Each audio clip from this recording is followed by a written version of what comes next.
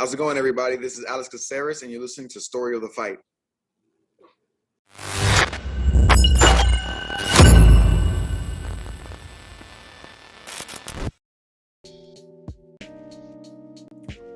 What is up, Will? What up, what up? Welcome, everybody, to Story of the Fight. My name is Ramiro. That's my boy, Will. And this is where we talk all things mixed martial arts, sometimes boxing, any other events that might be going down. I don't know. Any other events? Yeah, so just random events we cover. Yeah, so what we're going to do this episode, we're going to cover the Tyson Fury versus Francis Ngannou fight, and then we're going to watch one of the fights from One Championship this last Friday. So timestamps down below. We're pretty much just covering two fights this episode. How often do we do that? But we got a lot to cover, though, right? So, but quick thing, if this is your first time tuning in, please like, subscribe, hit the notification bell. We do, not live recaps. Well, yeah, I guess it's a live recap. We don't recap what's going on, right? But but we also do fight companions every once in a while, fighter interviews. We upload shorts. There's a lot of things we do. A little something for everybody. Yeah, you can find us on storyofthefight.com. Storyofthefight.com lists all of our social medias. You can find pretty much everywhere. If you don't want to watch on YouTube, Twitch, X, Spotify, Apple Podcasts, pretty much everywhere. Yeah, and join us live whenever we do go live, because you can chat with us just like Blunderbub. Good morning, Blunderbub. How you doing, man? But yes, we had a couple of events. Yeah, we did. Right? What were you going to say, though? You're going to say something else? Something like I saw your light bulb go off. I was like, where'd you get that beanie? Oh, snap, dude. This is a part of the Story of the Fight merch right over here, So, yeah, is that embroidered? It is. It is. Wow. It's good quality. I must say my head has never felt warmer, Will. Yeah, and it's a cool Texas winter so far. Or starting to. Yeah, just starting, man. It's a nice, crisp 45 degrees right now, so it's feeling good. Your boy's liking it. I'll take this over the 110-degree weather any day. Yeah, same. You could always put on beanies. You know what I mean? Story of the Fight beanies, especially. Yeah. All right. But yes, so now that we had our shameless plugs, we can go on to the fight. This is something that, months ago we talked about with Francis Ngannou when he didn't sign with the UFC. And he had mentioned he wants to go on and do boxing. I don't want to sign this contract with UFC because they don't want to let me do the other things that I want to do. And you mean when Francis fumbled the bag, like everybody was saying? Everybody was saying he fumbled the bag, and then Dana White's coming on saying like, I don't know what he's thinking. He's thinking he's gonna go out there and make all this money and put on all these events. It's just not gonna happen, right? He doesn't want to fight the tough fights. Yeah. We offered him some fights. We offered to pay him more than anybody's ever made in the UFC, which, I have no doubt in my mind that he was offered the highest contract that anybody's been offered in the UFC. True. But it didn't come remotely close to what Francis could make outside of the UFC. And this is the point that Francis was trying to make, right? Well, it wasn't even just pay me what I'm worth. Well, it wasn't even just that. It wasn't even just pay me what I'm worth. It was like all these other things that he was asking for outside of just paycheck that the UFC refused to even acknowledge in the negotiations. You mean like fighter healthcare?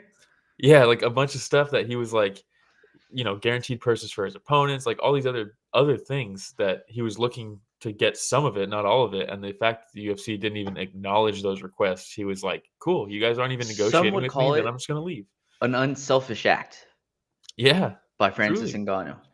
Yeah. And then everybody came with their pitchforks at him and were like, all he cares about is money. He doesn't want to, he's ducking John Jones. Yeah, come on, dude. Overweight, slow. In hindsight, right? Like anybody that was like, he's scared of John Jones, he's ducking John Jones. And then he goes into the ring, first boxing match ever against what some consider to be one of the best heavyweights of all time. Definitely the best heavyweight of our generation. And that's his first boxing match. Like, who is this guy scared? He's not scared of anybody, dude. Yeah. He's not ducking anybody. And it's funny because, like, I think we've talked about it before, but like the goalposts like move and move and move. And it's like, oh, but Tyson Fury's never going to fight him. He baited him. And then they signed the fight. And then it's, but it's just an exhibition. There's not going to be any knockdowns. There's a no knockdown rule. And it's like, what? And then they take that out, and it's actually a sanctioned bout. It actually goes on their pro records. And it's like, it always, I'm excited to see what people are saying now. But from what I've seen, everybody's giving him credit now, which is fucking awesome. Will, I don't know if you remember, but when that news first came out, we hopped online, we made a video, and we don't have it queued up or anything like that, but we went on record saying this was a great move by Francis Ngannou. He didn't fumble the bag. If anything, UFC are the ones that Yeah. lost out by losing out on Francis Ngannou. Generational athlete. This guy walks out chiseled. He's super powerful, holds a world record for the hardest punch recorded by man. They were saying that like getting punched by Francis Ngannou is getting hit by a Ford Escort driving like 60 miles an hour or something like that, dude. No, Ford top Escorts, speed. Which is top speed. But dude, either way, right? Like there's just so many things about Francis Ngannou that draw you in, including his story. What he had to go through growing up in the sand mines, in huts, and then sneaking his way into France and finding his way into the UFC. Attempts. Dude, it's just an amazing story. So how can you not root for the guy? Yeah, he tells the story of like falling into that razor wire, and it's like you don't want to move because it's going to tear you up, but if you don't move, the guards are coming and they're literally going to kill you. So you have to climb your way out of razor wire, just tearing up your body, and then go back and try again in like 6 months or something. Like it's just insane the stuff that he's overcome, and it's just like so inspiring, and it's everything that combat sports excels at. It's the stuff you don't get in other sports, because this is a guy, doesn't matter where you come from, doesn't matter what you've gone through, it doesn't matter if you had the silver spoon the whole time, none of that matters once you're in there. And like it's just you versus one other person, and that's when you get to prove doubters wrong and you get to do something for yourself. And frankly, the UFC was holding him back from that. You know what I mean? He had an attempt at another echelon of greatness last night, and the UFC was trying to block him from even attempting that. That's I love the post-fight interview where the guy said, Francis Ngannou, you dared to be great. Yeah. And he started off with that, and I was like, dude, that is so good. All right, but before we get into the post-fight interview, let's go ahead and get into the we just skipped the fight. I'm going to say the event. The event itself, right? Because it wasn't just the boxing match. It was a whole thing. It was a pretty big deal. Dude, so first of all, look at this poster. Yeah, so sick, dude.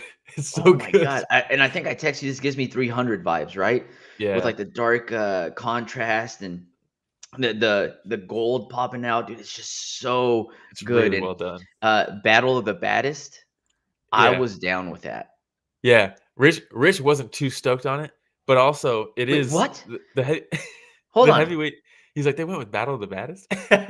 Oh my. But with context, that's what they always call the heavyweight champ, the baddest man on the planet. And this is the lineal heavyweight boxing champion of the world versus the UFC heavyweight champion. He walked away with the belt. He never lost his belt. The UFC heavyweight champion of the world versus the lineal heavyweight boxing champion. That's the baddest men on the planet. These two right here. And no one can deny that. Dude, and oh my God, the fight was so good. It lived up to it, right? But yes, really amazing poster. Shout out to whoever put this together. It was absolutely phenomenal. You see the capes kind of like flowing in the background there. Yeah, shout out to His Excellency. Way to go, man. Like this was legit. Okay.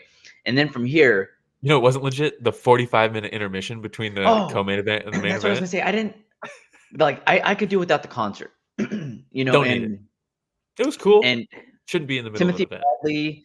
Bradley, Brett Okamoto, and who was the other one? I don't know, but Brett Okamoto could lose my number. But these guys were struggling. Yeah, trying to fill the air, dude. To try to fill the dead air. Yeah, and I think that's why constantly like, man, there goes the production, huh? Because it was dude, rough. That part was and they're rough. Like they keep switching to like random cameras in like alleyways and like and like audio. They're like, well, let's talk to so and so, and then there's just no audio, and you're just like, what's happening? Shout out Brian said, dude, it was almost 2 hours in between them. Yeah, wild for sure. They do the concert, and then they're like, all right, which I could do without the concert. Yeah, same. I don't even. Yeah, UK drill rap in Saudi Arabia is very strange to open with. But maybe it's because Tyson Fury. I don't know. But Josh, my buddy Josh, shout out Coleslaw. He was coming over for the fight, and the Parker fight was just over. Adelaide was like about to fight, and he was like, "If I leave now, do you think I have time?" And I was like, "Dude, it's boxing, man. Like, you're gonna have time." Enough time. I was like, "Let me see where they're at," because I wasn't watching the up you might part be until then. Yeah, I was at lunch and shit, and like, so then I'm like looking. I'm like, "There's still one more fight," and then they're talking about a concert. I was like, "Dude, you got time?" And then because they were like, yeah, expected walkouts 2 p.m. Pacific time, and then they didn't start their walkouts until like that was earlier in the day. They said 2 p.m. They didn't start their walkouts until like 3:30. They're Oh an my hour God. and a half behind what they expected. But the walkouts were Insane. cool. Insane. And I mean, you had the concerts going on, right? And then look, the only when the drumline came out with Yeah.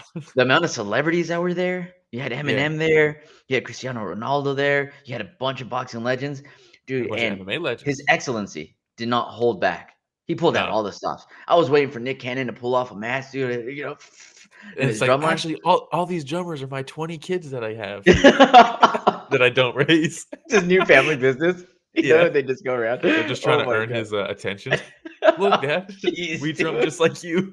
This is going real dark real quick. Yeah. This But has yeah. me 2 fights to And cover. then in between, they're talking about the fact that His Excellency gifted Francis Ngannou a $4 million car. Yeah. Best Dana could do is a 50K bonus, maybe. And His At the end of the Excellency's fight. like wiping his nose with those 50K. Yeah. And dude, the shift knot probably cost 50K. You know what I mean on that Yeah. car. Yeah. Cristiano Ronaldo gifted him a $150,000 watch, Dude, that's which the quite thing. honestly, His Excellency probably bought for Cristiano Ronaldo to gift to Ngannou just to make him feel welcome, you know? Dude, that's Saudi money, man. That like undocumented oil money that they can just throw around because like who gives It's a fuck? It's insane. crazy. It's insane. It's I know. crazy. And that's why when everyone's Maybe like Francis we fumbled the should bag move the hub of Story of the Fight to Saudi Arabia, into maybe, Saudi and be like the Arabia. official spokesperson Yeah. for Riyadh season. I don't know, Look, His but Excellency, look, we'll never say anything bad about you or Saudi Arabia, except for the fact that you murdered no, that one we'll never journalist. say I mean, anything bad about Saudi Arabia. yeah. But when everyone's saying Francis fumbled the bag, all this stuff, and then they announced that this fight was going to happen, and that it was happening in Saudi Arabia, and then they're like, yeah, he's going to make $10 million for the purse, and I was like, dude, that's like he's making a lot more than 10 million. That's A just the purse lot that more. they're reporting. Documented. Yeah. Yes. Yeah. You know, But he has to 'cause report on to taxes. But there's way more than that. oh, Way more than 100%, that. man. 100%. So, all right, now Walkouts. the walkouts, right? Yeah, Francis Ngannou. Oh, here's a picture of the weigh-ins real quick. Yeah. Which the weigh-ins were okay, right? And I love the Eh, fact that I they didn't tried even to watch trash it. talk, but Francis Ngannou is not very good at trash talk. But there was Yeah. a lot of mutual respect. And there's this Well, part where Tyson yeah. Fury is like, "Look at him, he's fat," which you know he's being facetious because Yeah. look, he's like a Greek god, and then Fury Ngannou says, "Yeah, but you used to knock people out when you're fat. You still Yeah. do." And he goes, "Got me there, man." Yeah. It was Well, just 'cause so that awesome to was the see. other thing that Francis's team was saying constantly, like that the Fury team was just so respectful throughout this entire process that it was just like a breath of fresh air. That there was so much respect between the two. Mhm. And like everybody was treated fairly. The negotiations were fantastic. Like everything just worked out really well for all parties involved. Um, Awesome. and yeah, very cool to see after the craziness that Francis went through and the public scrutiny and all that stuff with the negotiation with the UFC. Really cool to see him get treated like this. Hilarious. I did see from the face off where John Fury take his shirtless also just fucking large and they're like doing the stare down and he just like walks in between them and blocks them from the camera. He's like in their face looking at him and they're like, hey, and they're like pull him back. It's so Dude, funny, dude. I love him, dude. I Yeah. love him. Can't get enough John Fury, bro. Get him on camera more. Seriously. But Yeah. okay, so now the Except for walkouts. You post see fight, Francis did not want to be Ngannou. on camera post fight. Oh, I bet. This shot was so Look at sick, dude. this. Such a good shot here, dude. You just see his silhouette with the crown on. And I love how they carried the theme from the poster Yeah, over to the same. walkouts. It was just so perfect, man. He has the nice, what would you call that? Robe, I guess, right? With the Robe, crown. He yeah. walks out. And who else but Mike Tyson to be the one that grabs the crown and Yeah. lifts it off his head. And I was like, oh my Dude, God, this is so Mike good. Tyson takes the crown off. Nick Sick and Dewey Cooper take the robe. He just puts his arms out. They take the robe off of him. Like he's sitting in when Buffer's announcing him, he's sitting in a throne and he's just fucking with his gloves on, just leaning back. He stands up, takes his arms out like this. Nick Sick and Dewey Cooper take the robe off. Mike Tyson walks over, takes the crown off of him. It was fucking awesome, dude. So good. It was And so so cool.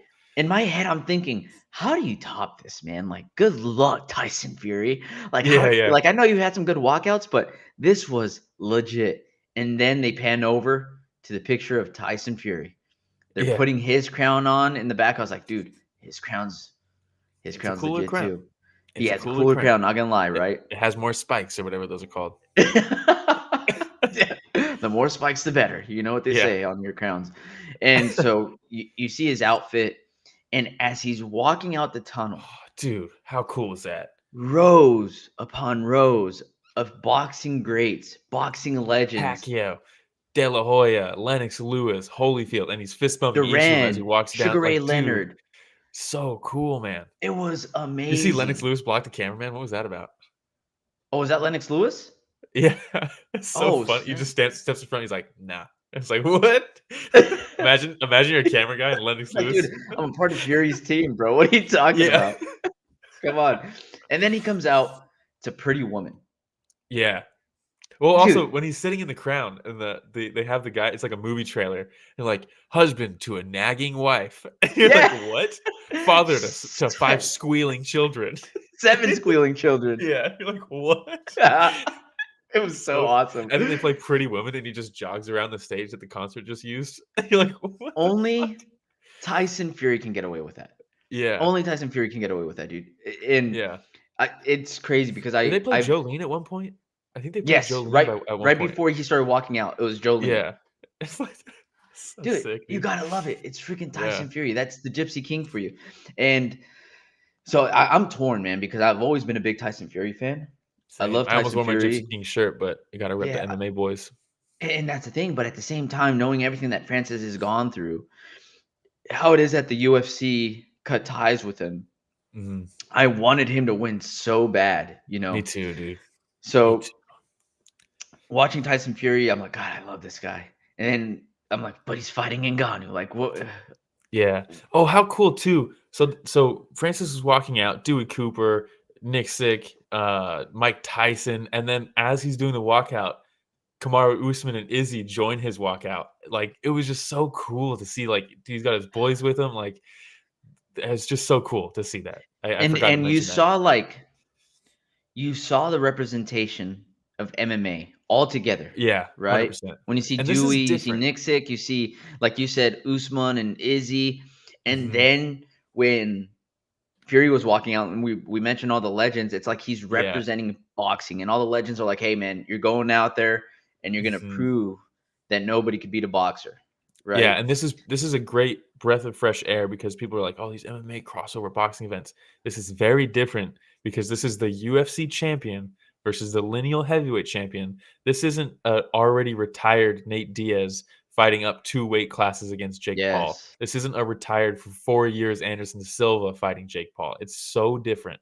This isn't Ben Askren, a wrestler with a hip replacement fighting. It's just different, you know? Yes. This is the actual MMA versus boxing in a boxing match, you know, like Yes. You see better than they've Francis ever done it, in my Ngannou, opinion. who some could say is in his prime, and especially at that weight class, man, you know that they can continue going until a later age. And then Tyson Yeah, Fury, still in his prime, and you're just like, oh my God, here we undefeated. go. Yeah. Here we go. Well, And and so, then real quick, yep. Francis, very much, I would agree with you, but let's not forget 2 years out of fighting with an ACL and an MCL replacement, and he's 37 years old. So it was like lots of question marks. I was telling Josh, like, when this fight starts, it's going to be interesting to see Francis's footwork and how light he is on his feet because we haven't seen him post ACL surgery. Yeah. And he hasn't fought for 2 years. And let's be real, the footwork in boxing probably less taxing on the MCL and ACL than grappling and doing all that other Yeah. stuff in MMA, right? So, Mhm. probably the best move Francis could have made is start getting into boxing, quite honestly, if he wants Yeah. to prolong his career. But yeah, okay, so you want to get into the fight itself? Let's do it.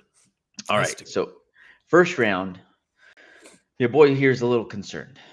Okay, because there's a bit of hesitancy from Ngannou. And I felt like he was having a little bit of a hard time getting inside and finding his good range, right? Yeah. One thing I did tell Josh, he was throwing when they were both orthodox, he was throwing that jab to the body, and I was like, "Ooh, that's a good move. I like that from Francis because, you know, I was like that that sets up the left hook up top. I said that in the first round. I was like, that's nice from Francis because like we don't see too much nuance from Francis in his previous like MMA fights, striking wise. He's never really needed any nuance or anything. He never really needed to set anything up. I mean, But dude, the thing I think about Francis is Rosenstruck.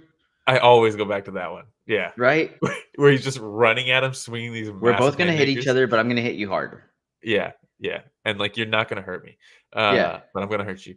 But so to see him jab to the body, I was like, that's nice because that's setting things up. This is what you're gonna have to do. I liked that. Second round was actually a pretty close round, in my opinion.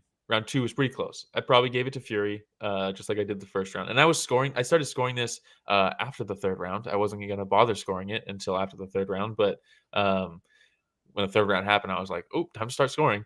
But the second round I thought was actually pretty close. But I ended up giving for the first 2 rounds to Fury just because I was like, when I do score this, I'm going to score this like as if I'm a boxing judge. I want to see like what I think they would choose, right? So I was like, it's a close round. Fury started landing some, Francis started landing some power punches in that second round. And I was like, okay, he's doing better than I thought he was. What he did really well was Fury would switch to southpaw or to orthodox, and then Francis would switch stances. And then like he was matching the stance switches, which I don't think Fury expected, even though it's like switching stances is so much more common in MMA than it is in boxing. A lot of MMA fighters switch stances to either set up takedowns, set up their rear leg kick, set up like shifting punches, things like that. It's much more common because you can get away with, in boxing, you can't really get away with lackluster defense from one side. MMA, you kind of can because it's so dynamic that defense goes out the window a little bit more in MMA than it does in boxing. So MMA fighters are much more willing to switch stances and learn another stance. Where in boxing, it's like, no, if I switch stances, my defense is lacking. I'll get fucking ripped, So I don't think he was expecting Francis to switch stances so willingly. I think that kind of confused him. But that was cool from Francis. And whenever he would switch, he did such a good job of making sure that his lead foot was on the outside, giving him the best angles. Look at the timing on this picture. I know, money. Because when you're open stance like this, orthodox versus southpaw, that's exactly what you need to do. You need to step past or outside their lead leg because it lines up the left hand like that. If in this picture, if you're Francis, it's perfect that your foot's on the outside because look at his left hand. Now, this is something that Tyson was doing a really good job of too, though, is when he'd throw the jab, sometimes he wouldn't aim for the face. He would go straight for the shoulder or straight for the body to make sure that he was maintaining that distance, right? So he's still landing a quick shot to the body, but you could see Ngannou was reaching a little bit more at that point because he felt like he kept on getting shoved back, which was really good. Yes. Then comes the third round. Ooh, doggy. Oh, my God. And so a couple of things that I had noticed by this point. One, Ngannou has a freaking chin on him, man. Because there's a couple shots that Fury had landed in the first and second that you're like, man, I don't know who else would have been able to eat those that well. Yeah, because he throws that when he's orthodox, throws that left hook as like a paw to pull your hand down, and then he throws the right hand right behind it, and he landed that perfectly. Perfectly. And Ngannou brushed it off. He's like, you think that's going to take me out, bro? I'm from the sand mines in Cameroon, okay? Yeah. And so he just squares up again. And then at this point, I think Fury's feeling himself a little bit because he was landing those shots. He was having Ngannou have a hard time, closing the distance. So he comes in with, you mentioned the left-right. Yeah. Okay, gets a little sloppy. Guard down, right? He doesn't keep the right hand up as he's throwing the left and vice versa. And so he just goes, pat, tries to do it real quick, leaves himself wide open. And Francis comes in with that left hook that hits him right behind in the head right here. Well, hold on. Fury said at post-fight, he was glancing shot behind the head. No. It was right above and right behind the ear. Perfectly legal shot. Yeah, boy made it rain with his sweat. He hit him so hard. Beautiful. It was beautiful. And that's what he was setting up the whole time with that jab to the body. I think he got a little – also, let's just go through these pictures real quick because it was fucking awesome the way he drops him and then he comes over to him and, like, yells at him real quick. And it was fucking awesome to see him get that moment because that alone, that's the win. Doesn't matter if he wins or loses at this point. You know what I mean? Like the official decision doesn't matter anymore. This was because the whole lead up was he hits so hard, but does he have the delivery system to which to apply the power? Yes, he does. That left Yeah, hook landed. He delivered and it. can he It hit dropped him. Tyson Fury, who has great defense? Yeah, I've seen so many some of videos the of best him where he's ever. like in the Matrix, dude, where he's like moving up Hmm. and down, We and saw it in they're this just fight a throwing little bit. everything at him. So good. Let's Rich, I'm gonna share my screen really quick so we can see this knockdown. Ooh. Shout out to whoever was ringside, His Excellency maybe. Oh wow.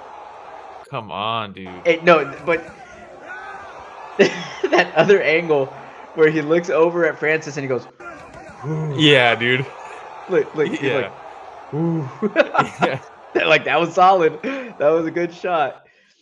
He hurt Fucking him, awesome, man. dude. And props to Francis to Fury to getting up. Fury's recovery is Second to none. legitimately is legendary. It's Second to legendary none. recovery. People When don't he get was up knocked from out Francis. against Wilder, like Yeah, out, he was eyes out. rolling behind the back of his head, right? And Just he's laying like, there. he has that KO breathing. You know what I mean? When he's like, Yeah. Yeah. where your body's like an autopilot. Hmm. And when you see him like turn, like, oh my god, he just sits up like the Undertaker. And he gets Yeah. back up and he's like bouncing up and down, and then he wins the rest of the round against Yeah. Wilder. Come on, Crazy, dude. dude. Oh, wait, this is also a good one. This is they had a video on Usyk, who was ringside. This is Oh, his reaction to the when he got knockdown. knocked down. Yeah. Look at this. He's like, all my future money. My payday, Yeah. no. Oh, he looks concerned. Yeah, dude. He looks legitimately concerned. And that chick that's next to him, she's like, "Hey, you're still gonna get that bag, right?" And he's like, "I don't Yeah. know. I don't know." Like, that's kind Okay, of so we know at this point, hey, we got something on our hands here. I We grabbed a piece of spam mail and a pen and started scoring, and I was like, all right, let's just give first 2 rounds to Fury. That's a 10-8 round for Francis. Here we go. Now oh, it dude. starts to matter a little bit. All right, and then from there, I saw Tyson clinching a lot A more lot more. Yeah. after that third round. There it is Mhm. right there, and he was It's a doing little something different. where he didn't want to get so close to Ngannou anymore. So he was throwing from the outside, and he Yeah. finishes right and goes straight to the clinch from there. They call it a casting punch. Something that Yeah, Fedor and Islam Makhachev use really, really well because you can use it to set up trips. But in boxing, you can use it to survive. yes. And oh, by the way, this is a perfect timing on this picture too, Rich. Ngannou did such a good job, and this is how he cut up Fury. Actually, is when Fury would clinch, Mhm. Ngannou instead of just accepting clinch would shove, shove, shove, keep Yep. one arm shoving and use the right Damn, dude, it was to framing. land some shots or frame with the right, and he landed that left uppercut that like hit him right on the Yeah. eye that cut him. And I was like, God damn, Ngannou, what a beautiful Well, plan on that, man. because Fury, so many of his fights, he will clinch and he'll pressure you and you break your He'll posture, and bully it's him. exhausting. And He'll bully he's him. so heavy. Yeah, he'll bully you. He's so heavy. You carry his weight. People make fun of the Wilder thing for the walkout excuse with the weight of the armor thing that he wore, but it was probably just because Fury was fucking pressuring him so hard in the clinch. He's so massive, he's Yep. 6'9". He's like 270 pounds. He's hanging on you. You're carrying him. But Francis is used to that. He's used to grappling against the cage. He's used to all that stuff. He works with Nixick. You don't think he pummels on the fence? He's used to that. And he did a great job of not holding the back of the head to land the uppercuts, because it's like with a single collar tie, like it was MMA, because it's illegal, right, in boxing. But he would frame on him and just hold, just like here. He'd have him in it's the crook of his neck to be able to maintain a distance and land that uppercut. And it was beautiful. And you could see that's not a safe spot for Fury anymore. And Nope. sometimes he would reach in, and Francis was like landing just like pawing hooks on him as he's like trying to enter the clinch. And it was really cool to see, dude. Really cool to see. It was beautiful, man. And look, even in this picture, you see Fury's having to pay whenever Yeah. he would clinch a little bit, which was, again, beautiful game plan. Dude shot for his Fifth double round. leg at one point. Yeah, that was awesome. Yeah. Francis like, what are you doing, dude? Come on. He's like, dude, I fought Stipe twice. So fifth round comes around. Starting to get a little worried here because that jab starts landing Yeah. for Fury. He looks Well, you really can light see on his feet. the fourth round after the knockdown, you can see Fury goes back to the Philly shell. He's twitching that shoulder, and he has that left hand, the rear hand. Sorry, it's usually his right hand, but he has the rear hand tucked, blocking the liver punch, and and that he's twitching his chin over to his shoulder, and you start to see that jitteriness from Fury that he normally has that he didn't have at the beginning of this fight because I don't think he felt like he needed it.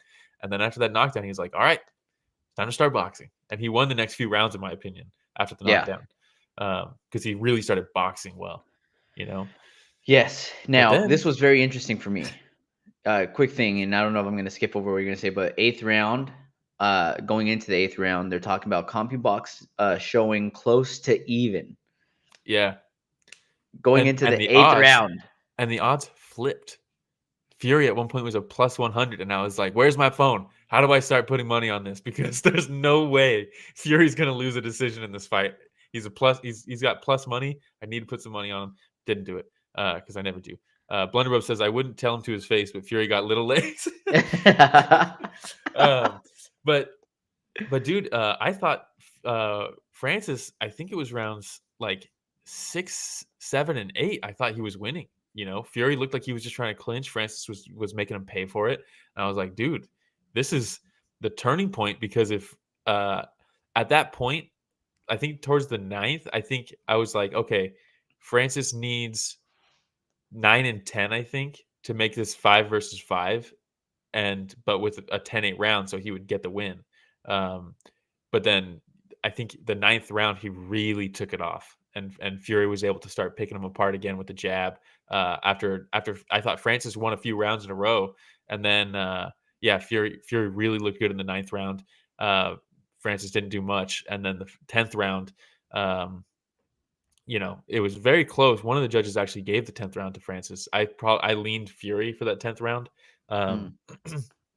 but by that point, the commentary team was fully won over by Francis. Pro Ngannou. So proud of him, dude.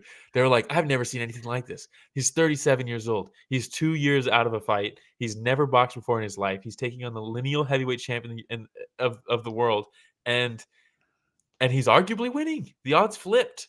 He knocked him down, and he's won multiple rounds against him, and we're now in the final round. Nobody thought it would go 10. That's like all they were talking about in that 10th round. It was insane to watch. It was so cool. And they're showing people in the crowd, and they're just like, the fuck did we just watch?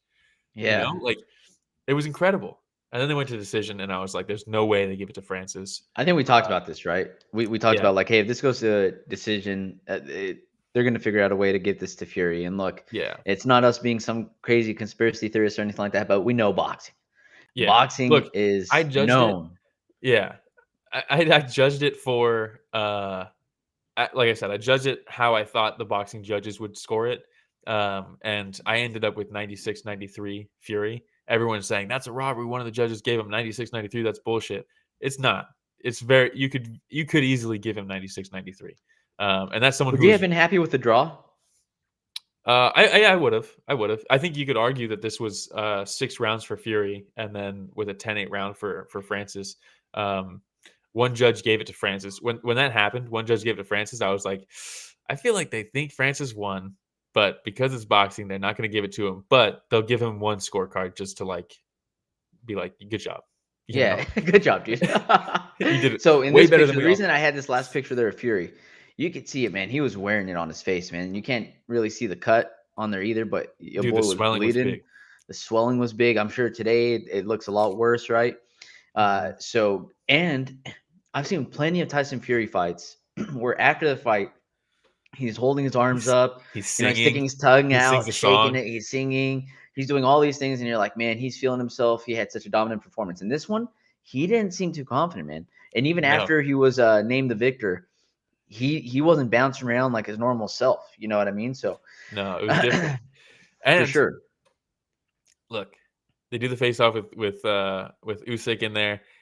Everybody wants to talk to Francis. Everybody's asking Francis how he felt about what he just did, what he accomplished. It was literally all about like, dude, you just fucking did it. You did it. And he might have lost this fight, but he definitely secured a rematch if they want to do it again, which he'll make way more money than he did this time. And it's telling that they Top Rank canceled the Fury press conference after the fight. They canceled the press conference. It's pretty telling. It's pretty telling. Absolutely. There's a video of a reporter talking to Look at John Fury. Ngannou, by the way, looking into the crowd. Dude, he did it. Everything that everybody such a said he good couldn't moment. do, he did it. John Fury, they're talking to him outside of the arena as he's getting into his car, and they're like, "What did you think about the fight? Did Francis surprise you?" And he's like, "Yeah, he's way tougher than I thought he was. He hit so hard, but what about the Gypsy King's ability to get up? What about that? He gets hit by the hardest punches that anyone's ever seen, and he continues to get up. I think that's special." And then he got in the car and left. It's like, ooh, all he could say was that he got up. Yeah. Look, Fury probably won that fight. I don't think it was a robbery. I need to rewatch it, but I think But Fury who edged it. really won? Yeah, but that's the thing. Francis won. He did it. And it's Everybody crazy doubted for us him. to say that because we say that there's no moral victories, right? But in this one here, man, he got the bag. Got the bag. He showed all the naysayers that he could do it. Mhm. Going into this, he was I think a plus 700 with Fury Plus being a minus 750. 1400, was it? Yeah, Massive and they flipped the odds underdog. at one point. They flipped the odds at the end of the fight. In like the 8th round, they flipped the odds. Not early when he dropped him. At the end of the fight, people thought he was winning. That's what that means. It's incredible. Amazing. Incredible. Best boxing performance by any MMA athlete in a crossover. It's not even close. Not even close, right? He did it against one of the greatest heavyweights of all time. And look, we do have Anderson Silva that went up against Julio Cesar Chavez Jr., where he put on a pretty good performance. Looked very good. Julio Cesar Chavez Jr. is no Tyson Fury. No, he's not. There's only one Tyson Fury. As he likes there to say. is. There's only one. Dude, it's so good. I love and Tyson I'm a Fury. big Tyson Fury fan. I'm a massive Tyson Fury fan. I know people disrespect. They don't like that he's ducking Usyk, all this shit. Look, come on, what are we doing? It's gonna happen. They're gonna fight, but they're gonna fight. There's way too much money. But yeah, I'm just so happy for Francis, dude. Everybody that doubted him, everybody that said he wanted easy fights, everyone that said that Tyson would never fight him, and then when they did announce it, it was, oh, Tyson's gonna light him up. He's gonna beat him he's gonna make him look worse than Wilder in the second fight. All this stuff. Here he is dropping him. Never even got hurt in the fight against. I mean, it was just incredible. It was. Look, he didn't get the win, but look I'm online. getting goosebumps right now, just thinking about it, man. Canelo posted just a shocked emoji face. That's all he posted. There's other boxers who were posting that Francis won. Like, dude, this was big. Fuck it. Canelo versus Ngannou. Next. Let's do it. Top Rank canceled the press conference. They canceled the press conference. His Excellency allowed that? You kidding me? You know why? Because all the questions were going to be about Ngannou. Yep. You know, none of it was going to be like, hey, masterful performance, blah, blah, blah. It was going to be like, yo, do you feel like you won that fight? Yeah, dude. That's hey, how man. all the questions were going to be. You know, and then on top of that, you have the fight against Usyk already scheduled in a couple of months in Riyadh, right? In the exact same arena. I wonder if they're going to do another concert and stuff. Yeah, who knows? That fight doesn't seem as big. It doesn't now, right? But and it should be because Usyk is like a fucking killer. He's a champion. He's going up. He went up in weight class. He fucking like this is a big deal. It's a big fight. Doesn't feel as big. This is crazy, dude. Maybe it's just recency bias. It's just the aftermath of this fight, you know. But like, but maybe they were like, hey, a press conference won't help us. It won't help us. It won't help that fight. It won't help sell that fight right now. You know, because none of it's going to be like, hey, now that you ran through Ngannou, the baddest man on the planet, what do you think about Usyk coming up? None of that's going to happen. Yeah. All of it was going to be focused around your ass almost lost to Ngannou. Yeah. How do you feel about that? WBC has officially ranked Francis Ngannou. He's in the top 10 now off of one boxing fight. One boxing fight. It's off to the races. It's off to the races. And give me Wilder versus Ngannou. Dude, yeah. And PFL's hyped now. Give me Andy Ruiz versus Ngannou. Give me all these fights. Toss them in there. Dude, and Francis is talking about, he's like, I'm so proud and happy that the PFL let me do this. And he's saying that his next fight will be in the PFL. Everyone's like, oh, Francis is just going to box now. PFL's about to get left in the dust. No. Francis he said post-fight in the locker room with Brett Okamoto that he's going to fight his next fight in PFL and then probably box after that. And he's like, this is what I wanted. Company now, right? Exactly. Dude, you don't think this is massive for PFL? Oh, huge. Francis can fight anybody now for his next fight in the PFL. Everybody's watching. Everybody's watching after this. He brought over boxing fans. He just got boxing fans to now tune into the next PFL. You know, that's a really good point because even even if you're not huge into MMA and you hear about the monster of Francis Ngannou and what he did in mixed martial arts, you're probably going to now say like, well, let me see what they were talking about. Right? Like he did really good against the Gypsy King. Let me see how well he does inside the octagon. That is how the UFC fumbled this bag, because they could have let this fight happen. If it happened like this, the next pay-per-view that the UFC does with Francis Ngannou after this fight is close to UFC 229. Was it 229? Yeah. That was Conor versus Khabib. Whatever that event was. I get it. They don't want stars to become too big for the UFC because then they can't control them, just like with Conor. But here we are, like, if they let this happen, look, Conor versus Khabib, it was so big. Part of that was because he went and boxed Floyd Mayweather and then came back. That was his return fight, from what I remember at least. Francis fighting Tyson Fury, looking this good, dropping him, and then coming back. Could you imagine if Dana was still promoting Francis, what he'd be saying about this fight? He'd be like, no. They'd be like, they fucking robbed him. Boxing did it again. Everybody knows Francis won that fight. Everybody knows Francis is the best fighter on the planet, the best heavyweight in the world, and we got him fighting John Jones next.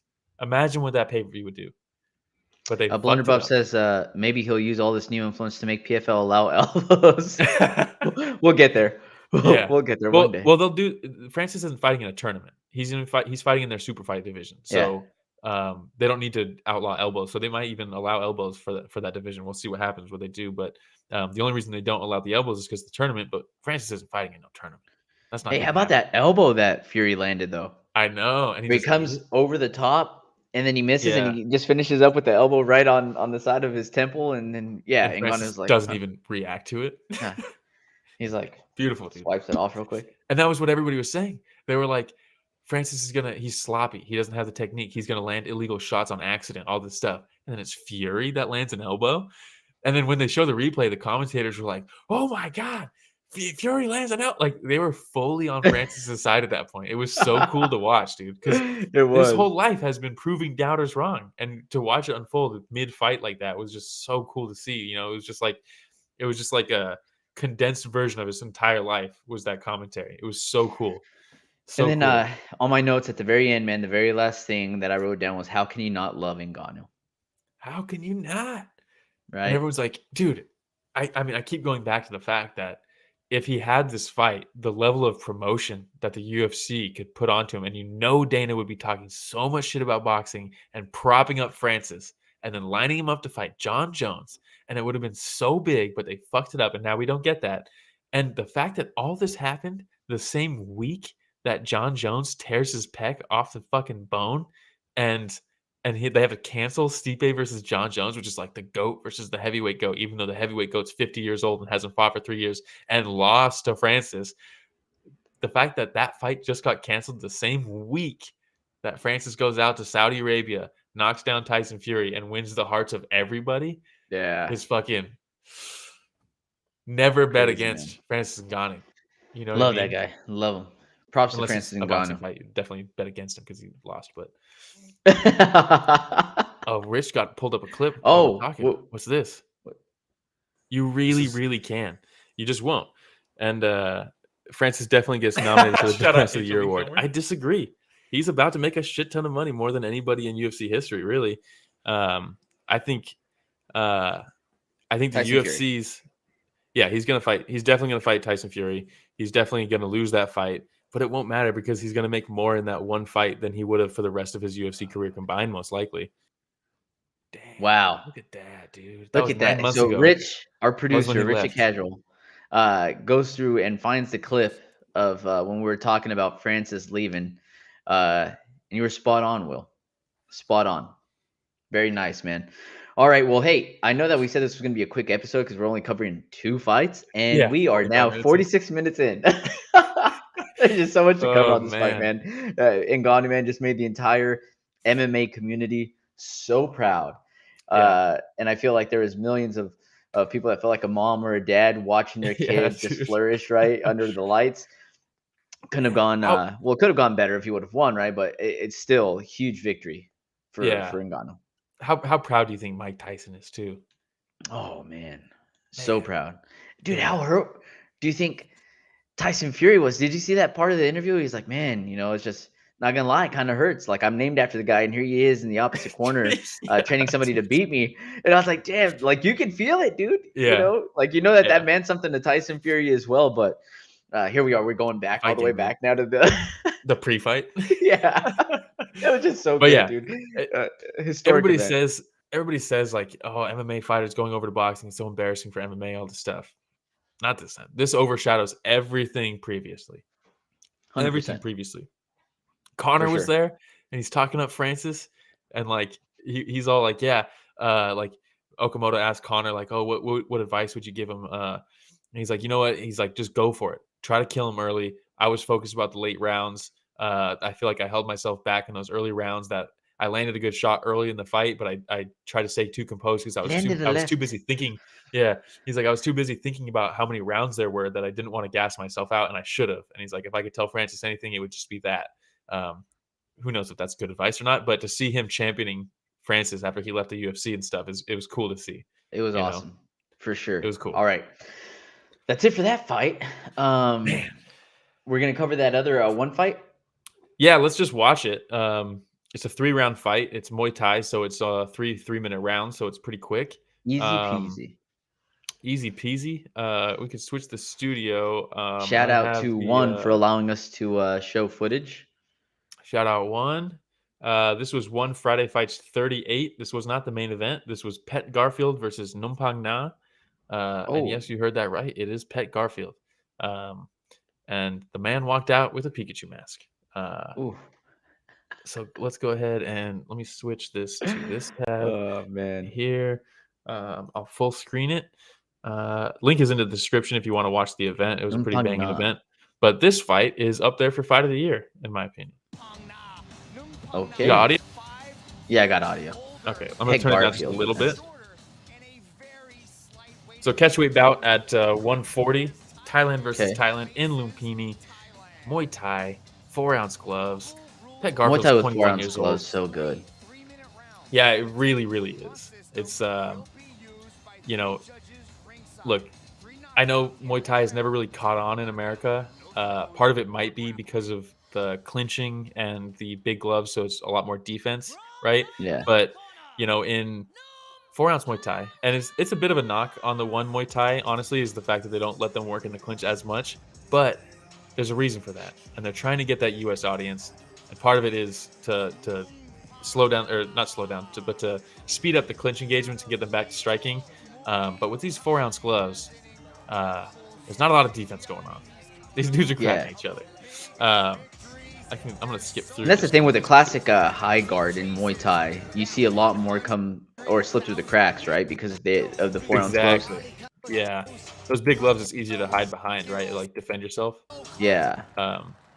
That's Numpangna. Let's see Numpangna. Petgarfield's walkout.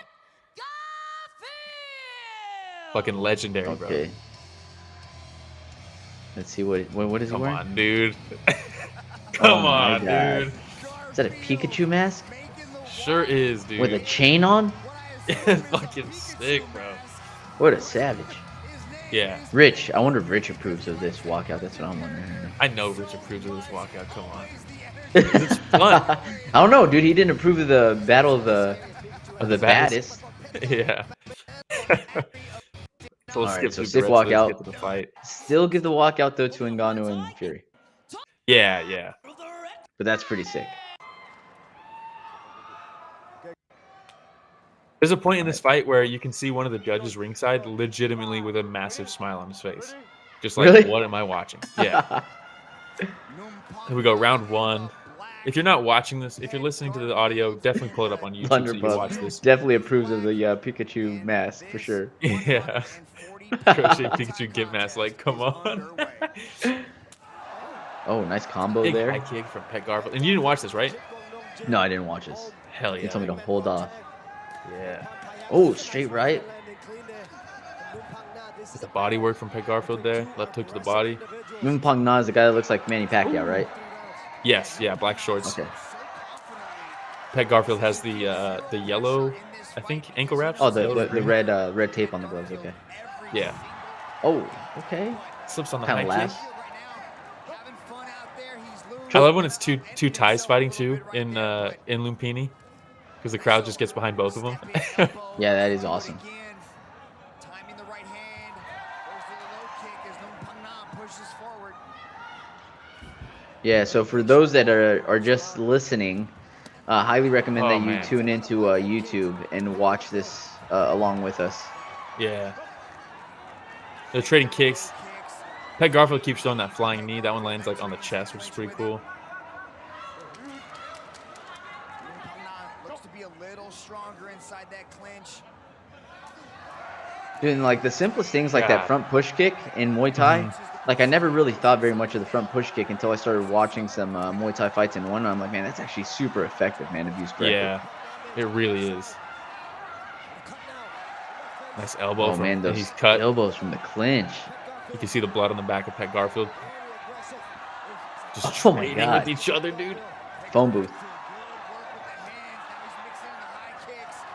And that's one of the things that I've always loved about Thai fighters is the way that they're able to find a way to slip the elbow in from so many different angles, whether it's up, whether it's coming straight down, inside. It's so good. Look, he started that combo with the left elbow where he like stepped into it and came up with the right.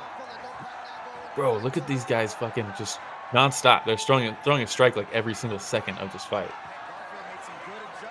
Nice elbow there from Numpangna in the right hands. Oh, they're just trading right hands. Oh, again. Dude. What is going on? Rock'em sock'em robots, dude. Yeah. Oh, a big elbow there from Petgarfield. I saw like some blood just fly onto Petgarfield's shoulder all of a sudden. Yeah. Did you see that? Yeah, he's split open now. You see the blood on Petgarfield's eye. Oh no, is this gonna get us blocked? Nah.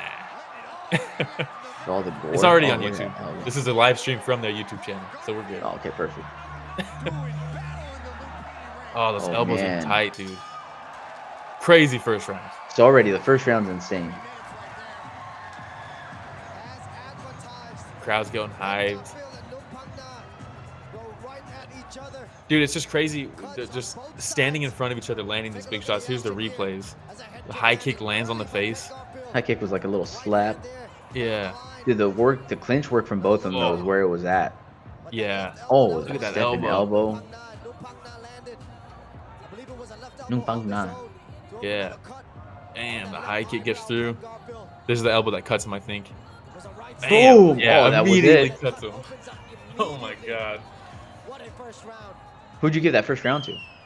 I go Petgarfield for the aggression. Petgarfield. It was close though. Looks like he got messed up though. He definitely did. But there's a cut on the forehead of Numpangna as well. Yeah. Oh, right in the middle, dude. Those vertical cuts. Terrible spot. I mean, you don't want to get cut, period, right? But yeah, this round right here is potential round of the year, in my opinion. Okay. We've talked about before their ability to like lift the knee and then dig in. Yeah. Yeah. Again, really another cool thing that I've really loved to or learned to love from Muay Thai. Oh my God. Look at this combo, dude. Another elbow from Numpangna. Blunderbuff says, I was thinking a lot during this whole night that it seems like Thai fighters aren't used to moving their head off center, just taking turns blasting each other. Seriously, and I dude. love it. And I love it. Bobbing and weaving, what's Dude, that? high kick. He catches the kick. Oh, and the big elbow there. And look at Petgarfield's face, dude. Looks like something from a horror film, man. Yeah. Oh it my is God! Halloween, And then Numpangna lands that big right while Garfield's exiting. I love when Thai he fighters set up that uppercut beautifully. Oh, You and see then that? again. Yeah. Slow left hook, but then actually snuck the right uppercut in. Look at him walking him down, dude. God. Oh, the stepping elbow again. How do you even do the commentary on this fight? Beautiful striking, man. Look Yeah. at that. Just nice body kick there, and then there's that knee to the body from the clinch from Petgarfield. Oh, so it's all one word, huh? Petgarfield? Yeah. Oh, the body kick from I'd Numpangna. love to know the story behind that nickname. Dude, look at these guys. How do you have the cardio to do this? Let alone the chins to take it. You know what I mean? A lot of healthy diet, man, and a lot of EPO. Yeah. How dare you?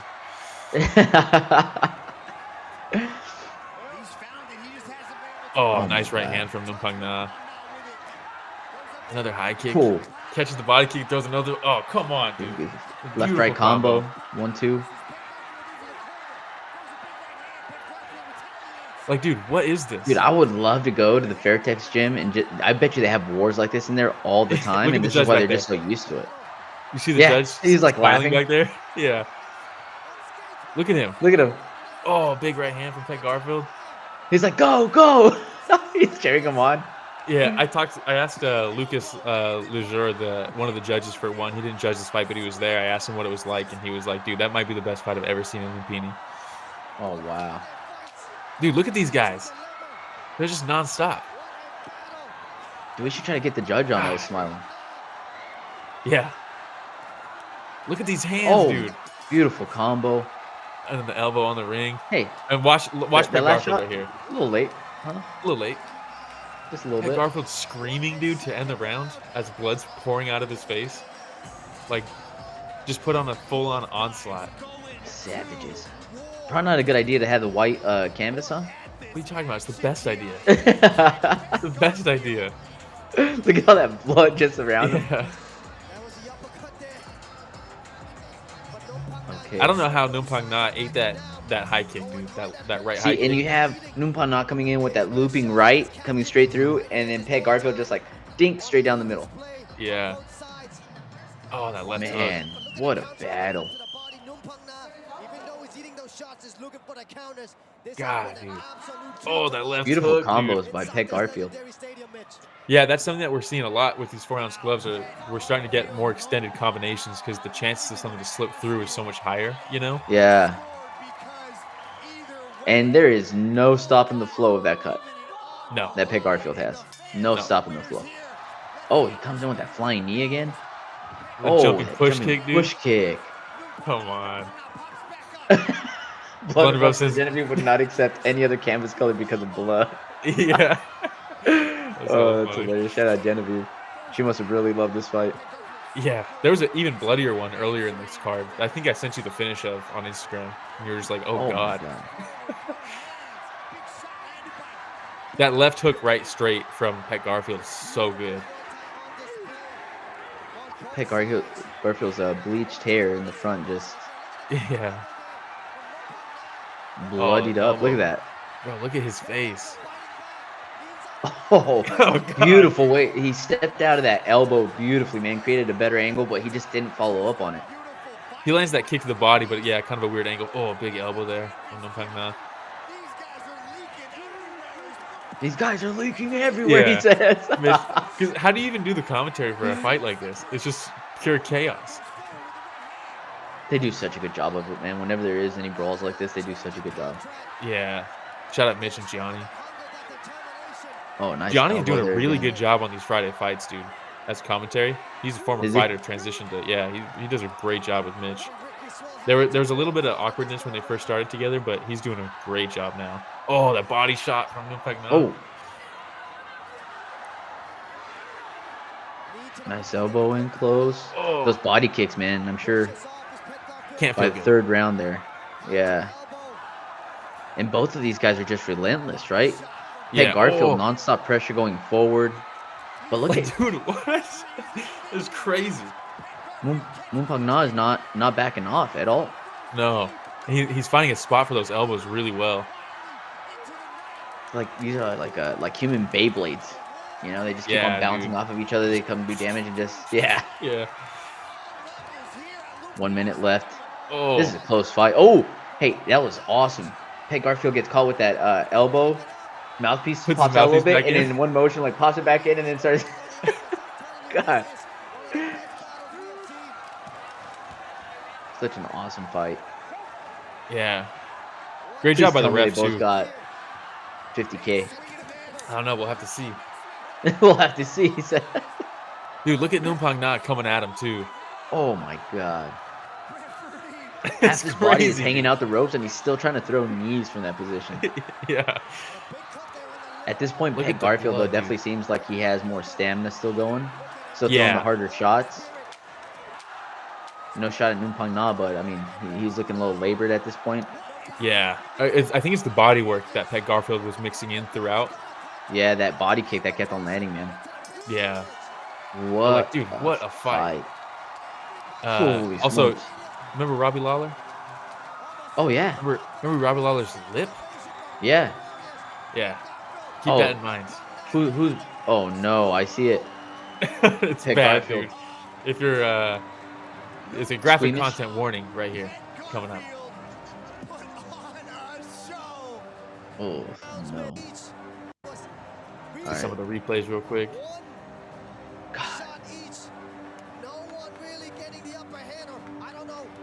Show this to the PFL, and they're gonna be like, "Yeah, nah, we're good off elbows." Yeah.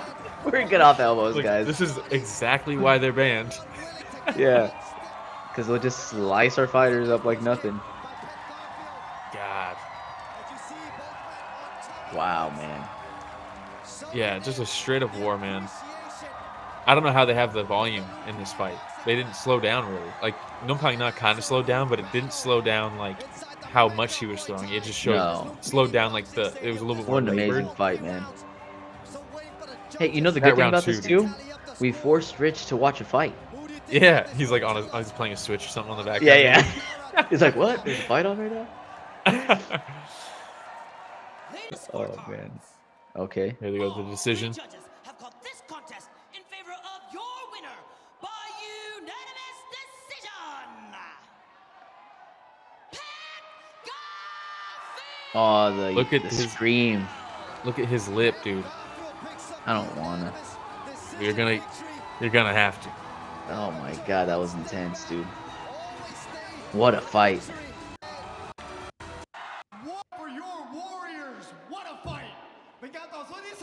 Shout out to Frank Feels Fine on Instagram. Frank the Translator. So hyped, dude. His name's Frank? Yeah. He's legit, dude. He's Look at that so smile, good. too. He loves his job, man. Yeah. 100%. Dude, look at that lip. Oh my god. That is worse than Robbie Lawler's. It's bad, dude. Blunderbuck says, can't believe they made him talk after that. Yeah, it's like, can we get this guy back? Let's get him some no. stitches, dude. Oh no. Look at that lip, dude. Land a lot of shots. Your face is definitely a picture of the war that you went through. What do you think was the deciding factor in those shots that you landed? Every time he closes his lips, that cut opens up more and more. Yeah, and you know, just the adrenaline starting to wear down slowly, and you start to feel it more and more. So God. Oh no. It's because of my weapons and my strike. I believe that I land a lot of shots. You did land a lot of shots. Here we go. You Wow. also got Here we 350,000 go. baht from Tong for your epic fight here tonight. That's Lucas right there with the hat. Bro, shout out Frank with the way he 350,000 bucks? Bot. Oh man. And then The interview. Incredible fight it was.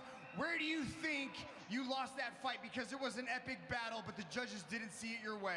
ก็ในวันนี้นะครับเป็นการต่อสู้ที่สนุกมากๆเลยนะครับแต่คิดว่าอะไรครับเป็นสิ่งที่ทำให้เราไม่สามารถ ศอกแล้วผมเกรงครับผมโดนนับด้วยใช่ไหมครับผม I believe it's because of his elbow. He landed the elbow very hard on me, and I'm a little bit rocket. Yeah, but I appreciate your honesty. You had an absolutely epic. Oh, here we go. You also got yourself 350,000 baht. Oh. and here's a layup for Frank. Fight like that, you both deserve a bonus. สู้ได้มันขนาดนี้คุณชาตรีก็มอบให้350,000 บาทครับ Oh, dude. So How do good. you not love that? God, dude. Average yearly salary in Thailand, by the way, is like 25K, 2,500. I mean. Wait, 2,500 average yearly salary? I believe so. Let me double check that, but I believe so. You Maybe got monthly. Chachi changing lives out there, huh? คุณชาตรี I Maybe that's monthly. Very hard for this fight. Thank you to everybody who's been supporting me. Yeah, that's okay. Average annual is 34. My bad. 34,000. 34,000. So that's 10. That's basically 10K right there. Wow. On top of whatever they're already getting paid. But you want to see the even cooler thing? One Thailand ply with a very special announcement. ครับเราต้องขอบคุณแฟนๆทุกคนนะครับที่คอยสนับสนุนรายการวันแชมเปี้ยนชิพและวันลุมพินีมาตลอดนะครับแต่คืนนี้ครับ That's the head of their Thailand division. ประกาศเซอร์ไพรส์ที่เป็นรางวัลพิเศษให้กับบุคคลคนหนึ่งครับ Understood surprise. Now you got something you want to say? Mitch is like, what? Yes. คุณชาตรีขอมอบโบนัสให้แฟรงค์ 350,000 บาทครับ What? Has given our translator Frank 350,000 baht. Oh, dude, no. Oh my god. Dude, come on. Oh my god. Okay. Do I speak Thai or English now? I'm sorry. Okay. First of all, thank you so much, Kun Chatri. Thank you to One Championship team. It's been like you guys are like family to me. Oh, dude, that's so awesome. Dude. และขอขอบคุณทีม One Championship ที่มอบโอกาสนี้ให้กับผม And thank you to you, Mitch. Thank you to you, Gianni. Thank you to everybody. The scream at the end. Some noise for Frank. That is Come awesome, on, dude. Not gonna lie, man, that's making your boy tear up right now. That is fantastic. Dude, how could you not, man? Oh, Kind of losing their shit for Frank. I love it. God, just look so at cool, Rich dude. too. I'm gonna cry, dude. He said, Rich in the background. Look, what an awesome episode. I really enjoyed this episode. Yeah, it was cool. Talking about Ngannou, what he was able to achieve, win or loss on the record didn't matter. He achieved what a lot of people didn't think he was gonna be able to achieve. Props to him. Our boy Frank getting that bonus. Absolutely fantastic. Watching what you said might be the fight of the year. Man, what a fun episode. Two fights. Two fights we covered. Two fights we covered. And we went overtime. Yeah. Jeez. I mean, just so cool, dude. Yeah. So cool. What's next? That's a great question, actually. I didn't even have that set up and ready to go. What do we have going on this week? Oh, we do. Oh, perfect. Rich, we have that next week. We got one fight night. What is this? 16, 15? I don't remember now. It didn't say it on there anymore. Oh, we got Haggerty versus Andrade, huh? Super fight for the kickboxing title. Andrade was the one who just had those wars with what's his name? Why can't I think of it? Lineker in MMA. Haggerty is the Muay Thai champ, so now they're fighting for the MMA champ is fighting the Muay Thai champ for a kickboxing title. Crazy. This is Fight Night 16 on Prime. You got Tai Rotolo doing the grappling in the co-main. Sexan's fighting.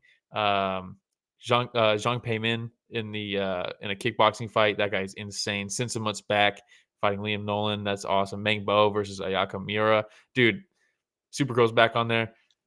Fun card. I saw that right now. Very fun card. That's awesome. UFC's back too, right? UFC's back the next day on Saturday. Believe we have a slide for that as well with all the fights. We got that picture, Rich. That next slide. There we go. We put Rich to sleep. We put Rich to sleep with the last fight, okay? Yeah. He had to go get a tissue to wipe his eyes. Jailton Almeida versus Derek Lewis in the main event. Is this an Apex card? Oh, it's got to be. Apex card. Bonfim is back fighting on Nicholas Dalby. Excited to see him. Kai, dude, your guy, Abu Smagomedov is back after the loss to Sean Strickland, the one round to get cardio against your boy. I'm going to butcher his name, so I'm not going to say it. Is it just Kaio? Bohalio? There we go. Bohalio. Rodolfo Vieira versus Petrosian. That's good. This must be in Brazil, right? I don't know because it's definitely heavy Brazilian. Yeah, Sao Paulo. It's in Sao Paulo. Oh, every single fight has a Brazilian in it. Yeah, we got the other Bonfim against Vince Pichel from Hell Pichel. Elvis Brenner's back after his war against Rubovic. Let's see. Renat Fakhradinov is fighting as Zaleski Dos Santos. Or Zaleski Dos Santos. That's a good fight. Caucus is back. Angela Hill about to lose a split decision against Gomes.